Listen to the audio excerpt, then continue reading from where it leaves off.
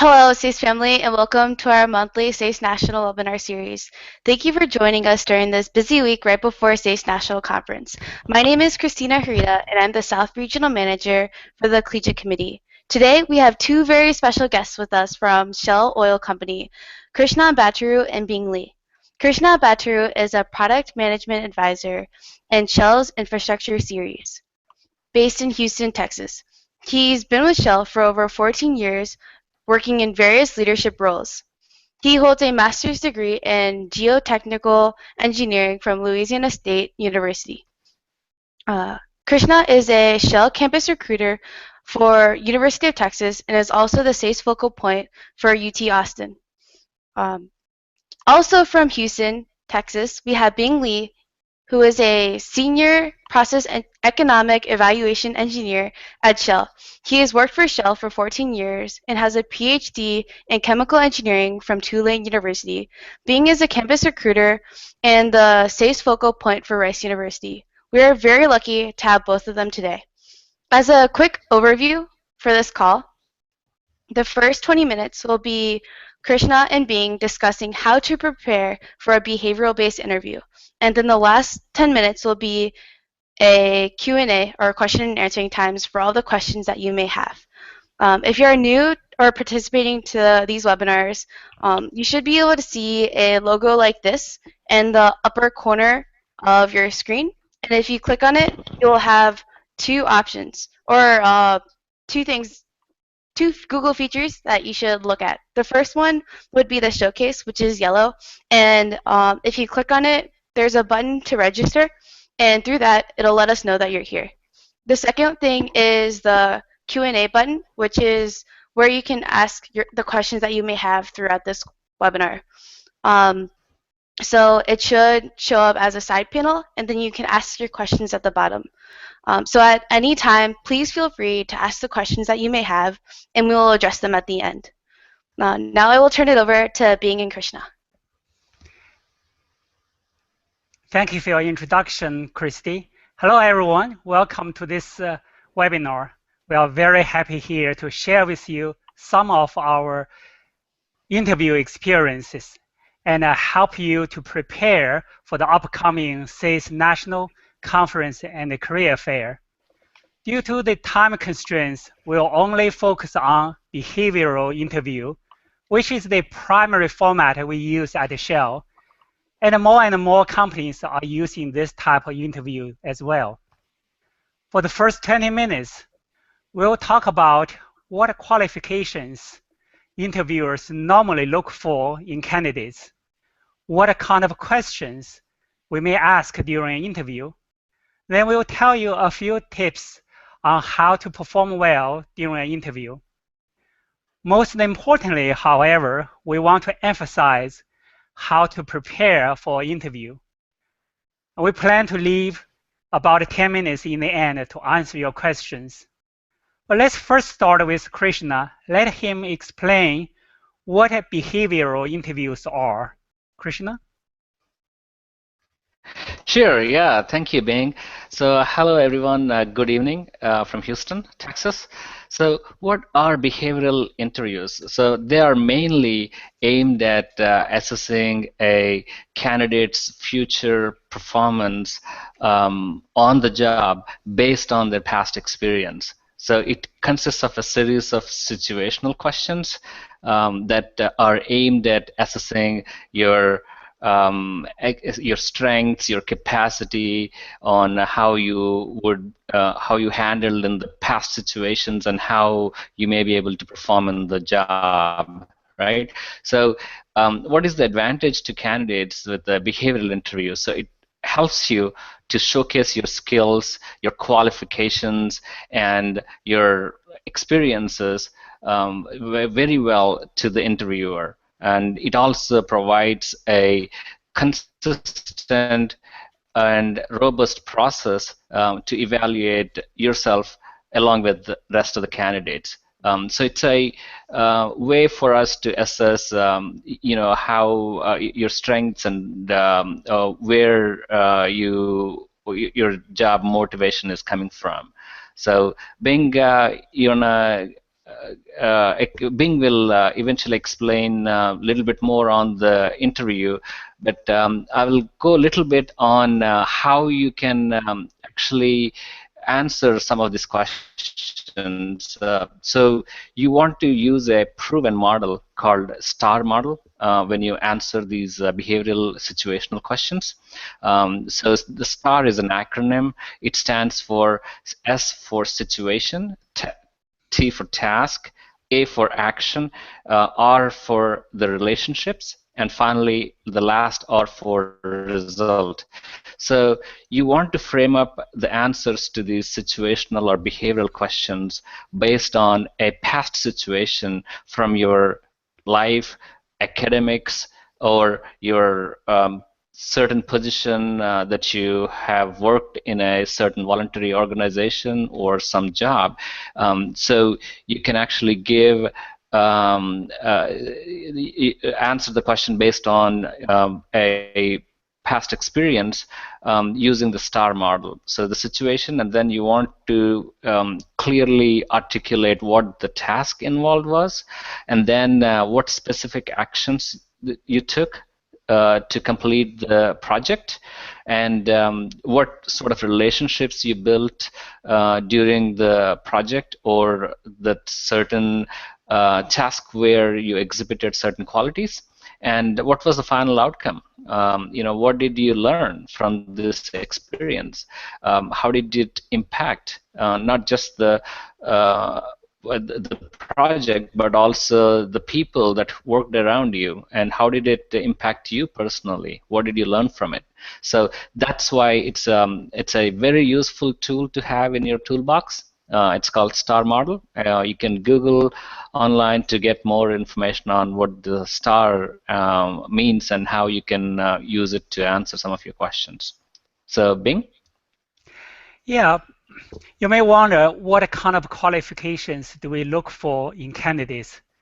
We look for your car, CAR. So we want you to show off your car and be proud of your car. Here, CAR is an acronym, stands for capacity, achievement, and a relationship.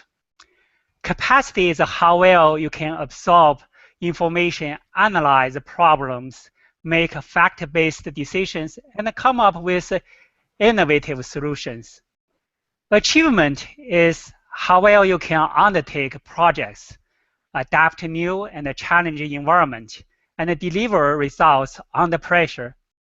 Do you have the drive, resilience, self-confidence, and self-discipline, and organizational skills to complete the projects? Relationship is how well you can work in a team, communicate with others, respect others, value different opinions. In short, can you be a team player? At Shell, we use an online process to evaluate your capacity and use either face-to-face or telephone interviews to evaluate your achievement and relationship. You may find out more information about a CAR on our website, www.shell.us/students. I'll mention this website again near the end. Now you know what we look for is your car, but what kind of questions would you ask in order to find out about your car? Krishna, what questions do you normally ask in the interview?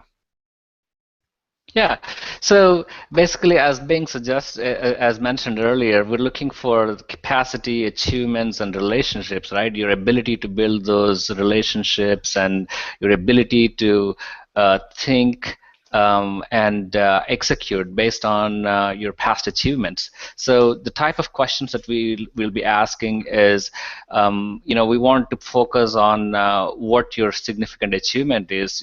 So we would ask you the details of a certain project where you are very proud of your contributions, right? And we would ask you to provide an example where you have led the team or if there is no structure within the team, how did you bring about the structure to execute the project, and how did you work under pressure? What did you do to cope up with the pressure? So and of course, what's the final outcome? So this is the type of questions we would ask to basically evaluate your capacity, achievement, and relationship capability. So those are the typical questions that we focus on. Bing, do you want to share a little bit more on how to actually prepare for an interview, please? Yes, I think during an interview, I have a phrase for it. Let your star shine on your car. Let your star shine on your car. So frame your questions, or frame your answers rather, using a star model and demonstrate your car by examples. For example, as Krishna just mentioned, if the question is, could you explain in details of your project? Then tell me about the situation. Was it challenging? Why? The purpose of the task, the actions you take or you took for your role and the responsibility. What problem did you solve or tried to solve? Who was involved? How did you build a relationship? What was the outcome? How did you make an impact? What have you learned? So make sure your answer is relevant to the question and provides adequate evidence. Be enthusiastic about your achievement. Show your passion and energy. Focus on you, not other people have done. And think carefully about the questions. So gather your thought before answering. Ask for clarification if you do not understand the question, and we don't mind to repeat the questions. As I mentioned in the beginning, the most important part of your interview actually starts with preparation. So let's talk more about preparation. And Krishna, I'll let you go first. Yeah, sure, Bing. So so now that you know what we're looking for, which is essentially, your ability to build relationships, your capacity and your achievements. So you have the tools also, which is the STAR model, right? So now what else do you need to do to prepare for the interview? You need to do a bit of a research, a bit of a homework, yeah? So on what is the company about? What do they do? What's their reputation? What's their culture like? What do they care about? What's their core values, right? So you want to know what the company is all about. And then you want to do definitely research on what the position is. What does it involve? What sort of skills are they looking for? And what questions you can potentially have about the position. So you want to do this sort of homework before you go to an interview. So this is one part of the interview that you definitely want to focus on in regard to preparing for the interview. So Bing, what else can they prepare? I think as important as researching the company and the position is doing a research about yourself. You should be able to articulate your experience, skills, and background. What are your strengths, weaknesses, and any special talents? I would suggest you break down your resume and look at your accomplishment list. Can you develop at least 5 to 6 good examples from your list in response to each of the typical interview questions? For each example, what qualities can you show? Which part of your car can you demonstrate? What did you learn? Can you talk for 5 minutes using the STAR model? It is perfectly fine to include both academic and non-academic experiences. You can use examples from volunteer activities, clubs, and athletic organizations, as long as you think it can best reflect your core. So, do you have more, Krishna? Yeah. So now that you have done your homework in terms of researching on the company, the position, and about yourself, as Bing has earlier mentioned, you want to know what your skills are, how they fit into the position, etc. So now what's left is actually practicing. You want to practice the interview using the STAR model, the situation, task, action, relationship, and result model for typical questions such as, tell me about a time when you had to work under pressure, or why have you applied for this position? What do you know about the business? What sort of skills do you bring? Why do I have to hire? Why do I hire you? So these are the questions that you want to actually practice. Maybe you want to use a sibling or a friend or a parent to actually mock this interview for you, and that should really help you in preparing, in actually doing well in the interview. So that's the last that I would share about how to prepare for this interview.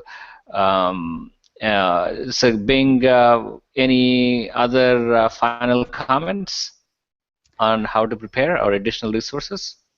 I think I want to point out many students may have overlooked our website. I want to emphasize actually there are a lot of very important and useful information you can find on our website. And a number of students I interviewed have told me so. Our website is, again, www.shell.us/students. What information can you get from the website? And the core criteria, how to write a good resume, how to prepare for interviews. So those tips and advices are applicable to any interviews, not just in Shell. And for Shell specific, since we only accept online applications now, and you must pass an online assessment before you can possibly be granted for an interview, it becomes more important for you to know the website. And just recently, we have posted practice tests on our website, so you can practice as many times as you like to learn how your capacity may be evaluated, what kind of questions you may be asked. So which is definitely helpful when you take the real test. And besides, I strongly encourage you to take advantages of your career center or whatever name you may call on your campus. They can help you in more ways than you may think you know, like review your resume, doing a mock interview, and host informational seminars, etc. So prepare early and prepare continuously. So you'll be ready whenever opportunity knock on your doors. Don't wait till you have an interview coming up in 2 days to start to learn. So this is all we have planned to cover. And remember, preparation is the key to success. We hope we have answered most of your questions in mind, but we'll be glad to take more questions. And Christy, do you have any do we have any questions? Yes, we can transition to our question or Q&A section. Okay. Great. So Christy, what questions do we have? So the very first one, let me read it out here. So how many questions should interviewers plan to ask at the end of an interview, towards the end of the interview? Yeah. So so there is no set limit, right? But at the same time, the interviewer has a fixed time slot for interviewing you and then giving you an opportunity to ask any questions. So you want to be respectful of his time and or her time, and um, make and see how much time, ask the interviewer how much time do they have left for any questions. So, and be very precise. So if you do your homework right, you know exactly what your questions are, and ask those questions. So it's actually a great thing to ask questions of the interviewer, because the interviewer will understand that you have a certain level of motivation to work for the organization and the position that you're interested. So, great question. You want to take the next question, Bing? Yeah. The next question is, if you don't hear back after the interview from the company, when should you respond back? I would say is if usually you can ask the interviewers when when do you expect to hear anything from the company. They probably tell you in 2 weeks, but I would say go ahead after a week or so and ask the HR or ask whoever the correspondent Good whoever responded. answer from it. Yeah, I think it's okay to say it's not a big deal to ask when you can hear from the company. So the next question. Sure. Um, okay, I need to go back to Q&A back here. Good. And also we have, by the way, Jessica, who is our HR manager or representative from Shell. So she can help answer any HR type questions too. So let me ask Jessica quickly if she has any additional information that she can share on how students can follow up after an interview. Sure, Krishna. So that was a really good question. I think the best answer there is to, when you're at your interview, make sure you ask about the next steps. That's a great question. And your interviewer will be able to tell you what those next steps are and the particular time frame that you can expect to hear from them. And once you have that confirmation from your interviewer, I would recommend sticking to that time frame because it's there for a reason. So there's a process going on behind the scenes that creates that time frame. So if you haven't heard anything from, if they tell you 2 to 3 days, if 3 days go by and you haven't heard anything about your interview, then that would be a good time to follow up. Sure. Thank you, Jessica. So I'll move on to the next question here from, I think, Oliver Chang. He's asking, is it worth the time to ask questions about the company's future direction? Right? So it's an excellent question. Yeah, you want to know where the company is headed. You want to definitely know, is this the company that I want to work for? If it is the company, I want to know what their strategy is and what their future plans are. I think it's a valid question. So you should definitely ask that. So we'll move to the next question. Bing? Okay. I would say the next question is how can a Asian American Pacific Islanders candidate leverage their insight, diversity, and culture during an interview? I think for the AAPI candidates, don't be shy about your quality, because today most companies value diversity and also is very inclusive.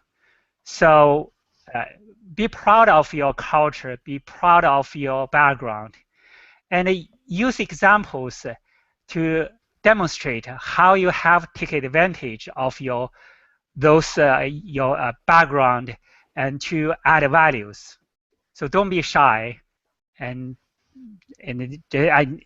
yes, probably you feel yes, my language may not be as good as Native Americans.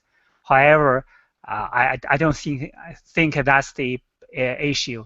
the key is to demonstrate you can take advantage of your cultural background. Next question. Excellent. Bing. Sure, yeah. Thanks for answering that question, Bing. So the next question is coming from Convu. What are the most common mistakes interviewees make?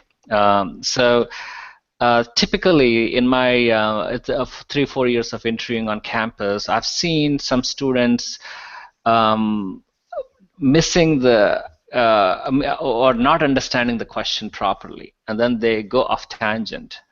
So what you want to do in such situation is, if you do not understand the question, it's okay to ask the interviewer for clarification on the question, or even ask them to repeat the question.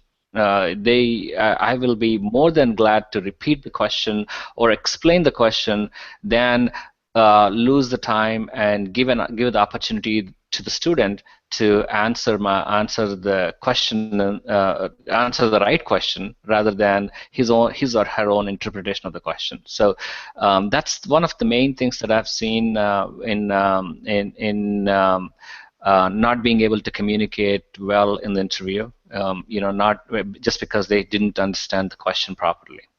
So that's the most common mistake that I see. So we'll move to the next question, if there are. Yeah. The next question is, what has been the craziest response or interview situation you've seen or heard of? I don't recall any crazy responses in my interview. I guess it's because our interview are very structured, and we have those guidance, and also we let the interviewer, let the candidates know what to expect and what kind of areas we look for, what kind of questions they may expect. So personally, I don't. I have not. But to see a few more words about the common mistakes candidates make is, I think, as we said tonight, is when they answer the questions and they don't give all the they just very brief, very short. You don't see the star model in there. So it's almost you try to probe the candidates to show their quality, but they just could not get to the details. And especially the challenges they face, the problem they solved, what they learned, all this, the STAR model. So Krishna, yep. Take the next question. Sure, yeah, just a time check. I think we have a couple of more minutes, and we can take the last couple of questions at this point. So the question that I see here from Oliver Chang states, what's your advice for the freshman or sophomore who have little project experience but have internship interviews coming up? Excellent question. So yeah, as a sophomore or a freshman, you may not have had many experiences to demonstrate, but a behavioral interview doesn't necessarily mean we are evaluating your academic experience, right? So it can, your experiences or achievements can come from any walk of your life, not only from your school. Or, for example, you might have been involved in a certain voluntary organization and you are very passionate about a certain cause, and you have taken up certain responsibilities for that particular organization. So you can talk about such experiences, or there might have been a challenging situation in your own personal life. As long as it is shareable, we welcome you to use that to demonstrate the type of challenges that you faced and the qualities, the strengths that you exhibited to successfully overcome that or achieve a certain objective. So, excellent question. Okay. Well, let's take one more question. Well, let's take another question. Christy, do you want to say something? Oh, I wasn't sure if we wanted to wrap it up, if you wanted to say your last remarks. Okay, I think there's one question, rather a tough question. Let me try to answer this. The Okay. question is, sometimes I've encountered the questions about facing my biggest challenge or when I face a failure. How do I answer a question that would focus on something negative when I'm trying to impress the interviewer? Uh, Yes, it's excellent questions and talk about the negatives. But remember, anything is the focus on what you have learned, how you overcome the negativity, and what challenges did you face, how you learned from this situation and build the relationship and guide you give you a new insight about a future. So I think you should focus on the positive, not the negative, and also remember not to, be very careful not to say any negative comments about your colleagues, because sometimes that can be viewed as really negative. So, Christy, what should I do to wrap up?